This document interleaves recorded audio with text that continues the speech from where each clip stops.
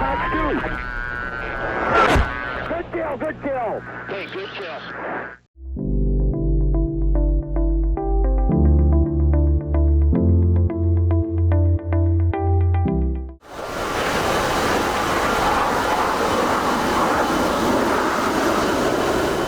Hey guys, welcome back to another video. We're here in the A-10 Warthog. Today I'm going to be doing a mission that we did with the Apache not long ago. We got this little base on top of the hill we got to defend.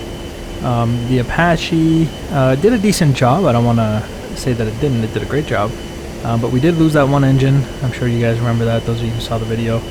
Look at all these little white specks in the field. Those are all enemy infantry. If you remember, we mowed a lot of those guys down with the 30 cal on the Apache.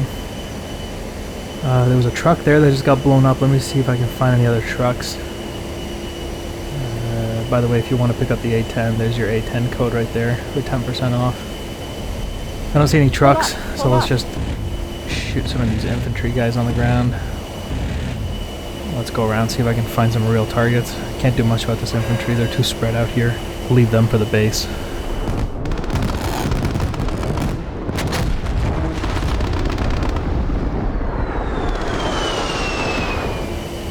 I mean, I could have easily dropped some bombs on those guys, but... oh, I just took some tracer fire. I want to hold on to the bombs, though, because I don't know if we're going to need them later. I'm carrying 4 2,000-pound bombs. Somebody from down here shot at me. I saw a little green tracer go by. There you go, look at these. There's 2 technicals on the ground there. Let's go ahead and come around and kill these guys. So you can already kind of see that there's a slight disadvantage to the gun. I'd rather have the Apache gun to engage the infantry, but I would definitely rather have the A-10 gun to engage vehicles. Here we go, they're in this tree line somewhere.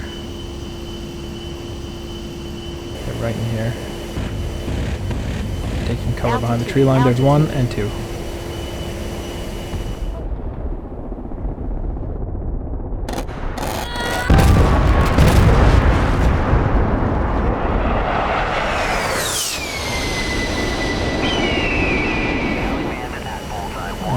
We got an MI8 here. Try to gun him. He saw me, he jinked it. Alright. You get to live for another 2 minutes while I go around. Those MI8s can certainly be a threat to the base there. They carry a lot of rockets. And I have to be careful as well because they have a door gunner with a big dushka, which can be actually pretty dangerous for the A-10. Coming around again with the full intent of engaging this MI8 here, who this time doesn't look like he sees me. Altitude, pull up. Come on. He sees me now. Oh yeah, there we go. Oh, the engine got lit up.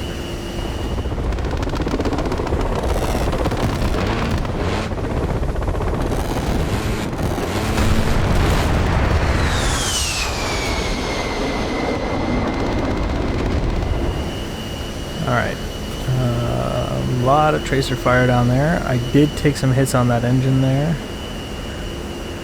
You can see the, right here, you can see the RPM has dropped by about 5 RPM, 5% I should say. Yeah, there's some hits in that engine there. The other one took some hits too, it looked like, but it seems fine. So, no critical damage to the A-10. I think we just got hit by small arms there. Nothing the A-10 can't handle.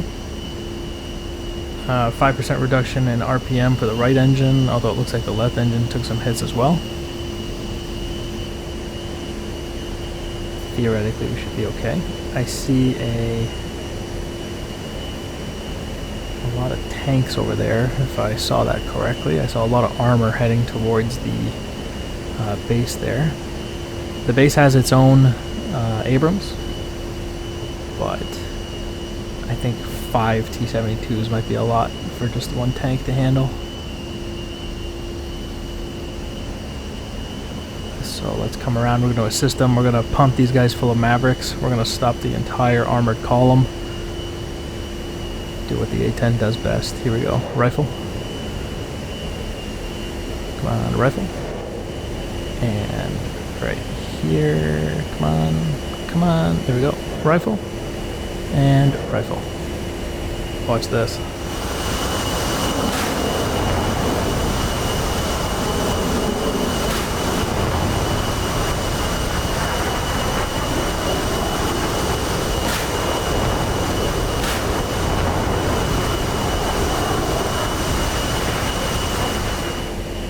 There you go, there's at least 4 of them still moving forward. There's a technical there as well. 1, 2. Trying to get this technical. 3, 4. Got all the tanks.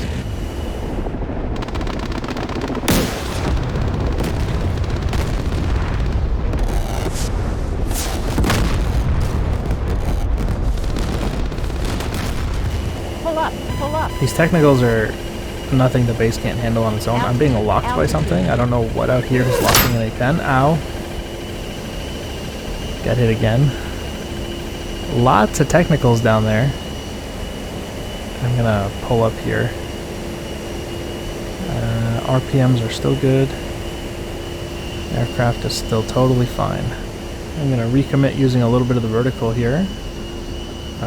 Pretty impressive considering we're still carrying 4 2,000-pound bombs, which I'm gonna select right now actually. Here we go, 1, 2, 3, 4, Mark 84s.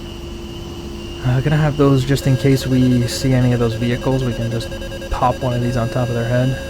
2,000 pounds, you don't even need to be that accurate. Let me see.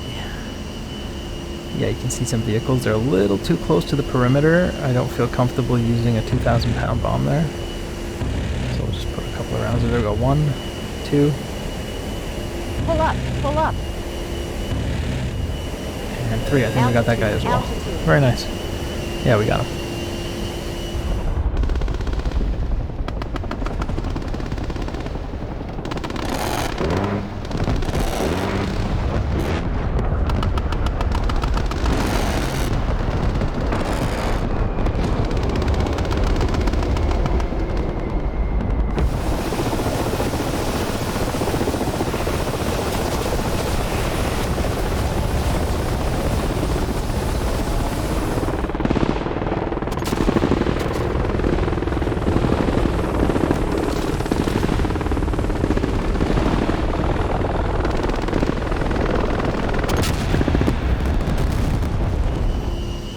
Now, as I was going by, I saw a lot of infantry on that hill. Look at that. So they're moving up that hill, and that's going to be a problem. So I'm going to hit them with some Mark 84s. Look at that. You can see them climbing up that hill. Okay, here we go. Pickle 1, 2, and 3. Pull up, pull up. Then we'll pull up. And 1, 2, 3. A lot of upset guys down there.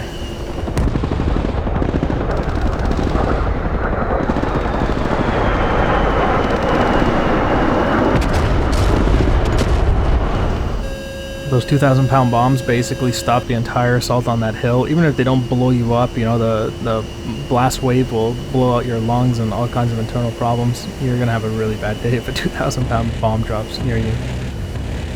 Just gun running these guys now. Just want to do a quick pass on these guys. Altitude, altitude. I see another technical down there.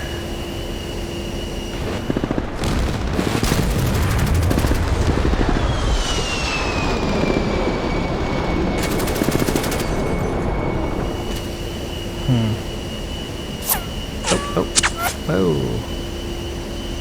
that was pretty close. That guy's got good aim. I'll kill him first. Let's come back around on this guy. Some of those technicals have stopped short of the hill there, and they're providing suppressive fire on me. They're basically trying to make sure I don't gun run the rest of whoever's left. So what we're going to do is deal with those guys first. As soon as I can find them. Ah, here they are. Let's get this guy. There's another guy to the left. He's shooting at me. Oh! He put his the first tracer round right through that right engine there. Look at that. So that was the guy I was saying had good aim, I guess. Very good aim, because he put that first one right through the engine. That's very, very annoying. Looks like I'm not going to be able to do this mission without losing an engine. Whether it's the Apache or the A-10, it seems to always go the same way for me. So we killed his buddy, but I'm going to come back around for that guy.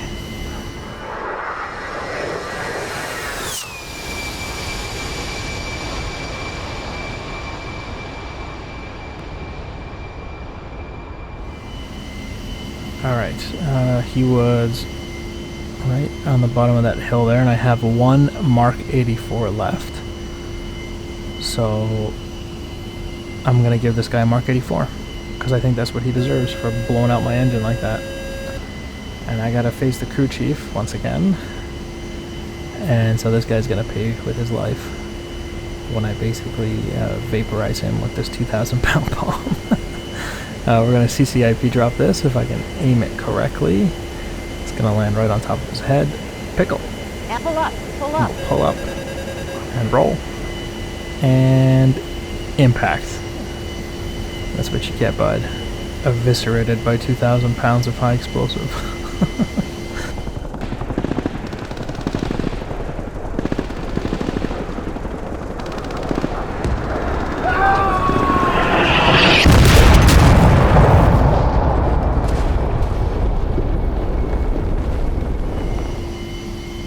Alright, so I found this little base off in the mountains. This is probably where a lot of these guys are coming from. I see some scuds down there. And some bad guys, some helicopters, some trucks. So what I'm going to do is I'm going to hit these guys with some cluster munitions. We're going to climb high. I'm going to drop some CBU 97s on these guys. We're going to CCIP drop these. That's continuously computed impact point. So the computer is going to calculate an impact point for me, and I'm going to do the release.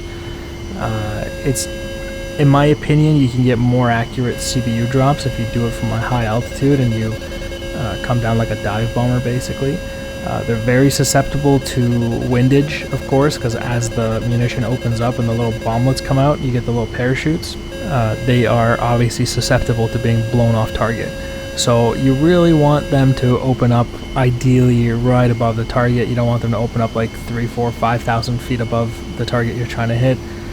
Almost guaranteed that you don't hit anything at that point because they'll blow off target. So I'm going to come and we're going to climb a little bit. I'm going to basically roll over on top of them as if I'm a Stuka bomber. I'm going to come top down, drop those bombs, pull up and get out of there. And theoretically that should be a good drop. That's worked for me every time in the past. Now there's obviously a convention on a ban of cluster munitions. However, it's worth noting that there are some countries, 16 in total, who have not signed on to that convention. And I'll give you an example of some of them. The United States being the first one, Russia the second one, Iran, you got North Korea, Pakistan, Poland, Singapore, Egypt, Greece. So there's quite a few countries who have not signed on to abolishing their cluster munitions. The United States happens to be one of them. And that's why we have a CBU 97 strapped onto an A-10 right now. Diving down on top of this base here. Here we go, there's my indicator. Pull up. And pickle, and pickle. And I'm going to pull up.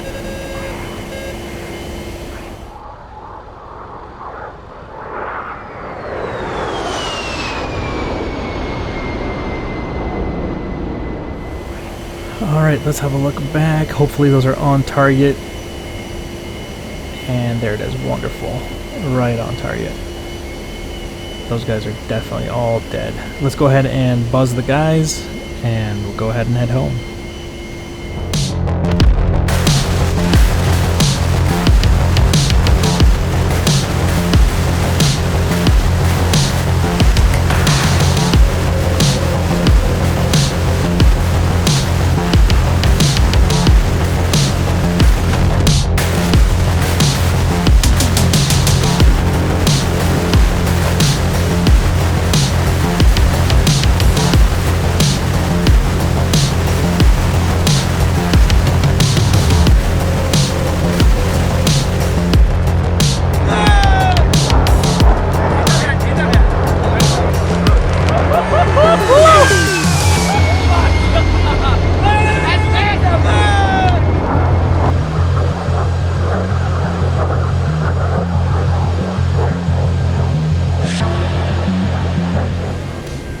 Alright, so bringing the A-10 home with one engine.